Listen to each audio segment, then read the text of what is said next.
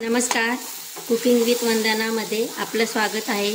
आज आपण खानदेश पद्धतीचं भरीत बनवणार आहोत। हे भरीत खायला खूपच स्वादिष्ट लागतं। तर तुम्ही एक वेळेस हीच रेसिपीने भरीत नक्की करून बघा। हे भरीत बघा किती लुसलुसीत आहे। तुम्ही याला बाजरीची भाकरी सोबत, चपाती सोबत किंवा पुरी सोबत सुद्धा खाऊ शकता। हे जर तुमच्या घरात पाहुणे मंडळी आलेली असेल आणि तुम्ही याप्रमाणे जर भरीत बनवलं तर सर्व तुमची वाहवाही करतील। तर मग चला आता आपण आपली रेसिपीकडे वळूया। तर मग बघा, इथं मी भरीत बनवण्यासाठी असे मोठे मोठे 2 वांगे घेतलेले आहेत। हे अर्धा किलो वांगे आहेत। आता आपण ह्या वांग्यांचे याप्रमाणे वरची देठ राहू द्यायची, फक्त इतकंच काढायचं जे करून आपला वांगे व्यवस्थितशीर भाजलं जाईल त्यासाठी। त्यानंतर आपण वांग्याला याप्रमाणे तेल लावून घ्यायचे आहे।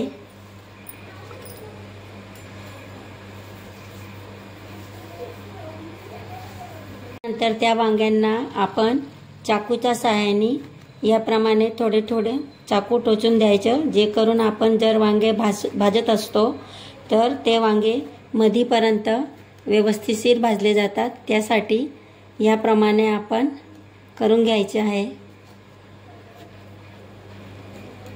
नंतर आपण वांग्याला याप्रमाणे गॅसवरती पण भाजू शकतो, पण माझ्याकडे अशी एक लोखंडाची जाळी आहे, तर मी तिला ठेवलं की एकच गॅस चुल्यावरती आपले दोघी वांगे भाजले जातील।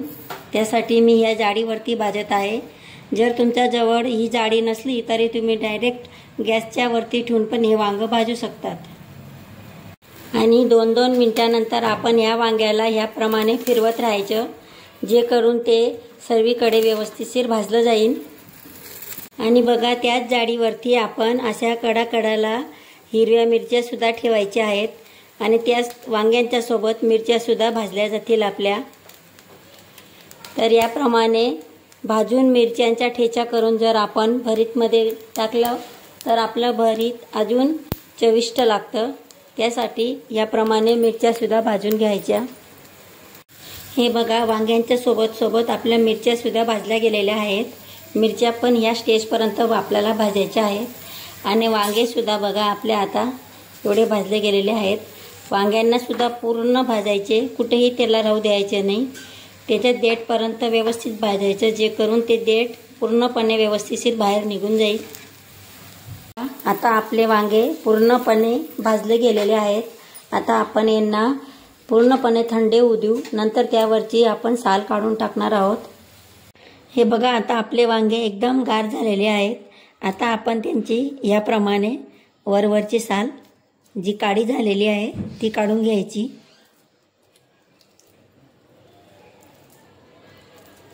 हे बघा, याप्रमाणे आता आपण पूर्ण दोघी वांगे छिलून घेणार आहोत। हे बघा, आपले दोघी वांगे आता आपण त्याची छाल काढून टाकलेली आहे। आता याप्रमाणे त्यांना आपण चाकूच्या सहाय्याने कट करून पूर्ण मॅश करून घ्यायचे आहेत। हे बघा, याप्रमाणे आपण वांगे पूर्णपणे मॅश करून घेतलेले आहेत। आता आपण एका खलबत्त्यामध्ये जे आपण मिरच्या भाजलेल्या होत्या त्या मिरच्या घ्यायच्या आहेत। त्यानंतर त्यामध्ये लसूण भरपूर मात्रामध्ये घालायचा, जे करून आपल्या भरीतला एकदम छान अशी चव येते। त्याच्यात थोडेसे कोथिंबीरच्या काड्या घ्या आणि नंतर थोडंसं आलं घ्यायचं आणि त्याला आपण या खलबत्त्यात व्यवस्थित ठेचा तयार करून घ्यायचा आहे। हे बघा, आपला ठेचा तयार झालेला आहे। आता आपण गॅसवरती कढई ठेवलेली आहे। आता कढईमध्ये बघा, मी 3 पड्या असं तेल घेतलेलं आहे। तेल तुम्ही तुमच्या आवडीनुसार कमी जास्ती घेऊ शकतात, पण भरीतला थोडं जास्तीचं तेल चांगलं लागतं। त्यासाठी तेल आपलं तापलेलं आहे, त्यामध्ये राई आणि जिरं घातलेलं आहे। राई जिरं आपलं व्यवस्थित तळलं की नंतर त्यामध्ये कांदा घातलेला आहे। नंतर आपण त्यामध्ये असे शेंगदाणे घालायचे आहेत। शेंगदाणे भरीतमध्ये खूपच छान लागतात, त्यांना व्यवस्थित तळून घ्यायचे। तुम्ही कांद्याच्या आधी पण शेंगदाणे घालू शकता, मी आधी विसरली, त्यासाठी मी नंतर टाकलेले आहेत. नंतर आपण शेंगदाणे आधी घालायचे, नंतर कांदा घालायचा. हे बघा आपले कांदे व्यवस्थित परतले गेलेले आहेत. ह्या टायमाला तुम्ही इथं हिरवी कांद्याची पातसुद्धा घालू शकतात. ते पण आपली भरीतला खूपच छान अशी चव येते. आता माझ्याजवळ कांद्याची पात अवेलेबल नाही, त्यासाठी मी घातलेली नाही. नंतर भरीतमध्ये कांद्याची पात पण एकदम भारी लागते खायला.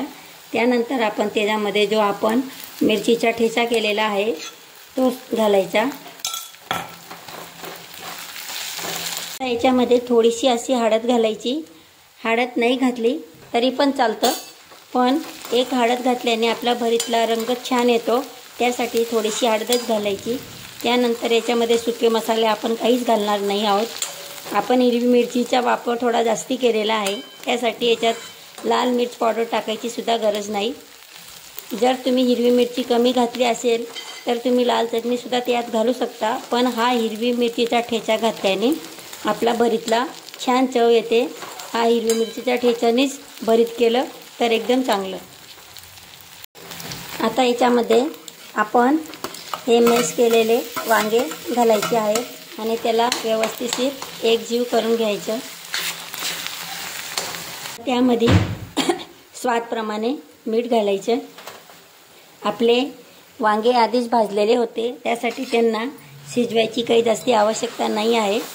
त्यासाठी आता आपलं भरीत झालेलं आहे, पण आपण त्याला थोडंसं 5 मिनिटासाठी झाकण ठेवून वाफवून घेणार आहोत.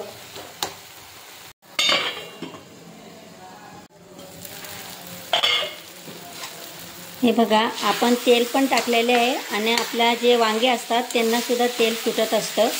त्यासाठी आपलं भरीत हे किती असं लुसलुसीत झालेलं आहे. आता त्याच्यामध्ये शेवटी आपण थोडीशी कोथिंबीर घालायची आणि आपलं भरीत आता खाण्यासाठी एकदम तयार आहे. तर तुम्ही याचप्रमाणे नक्की भरीत करून बघा.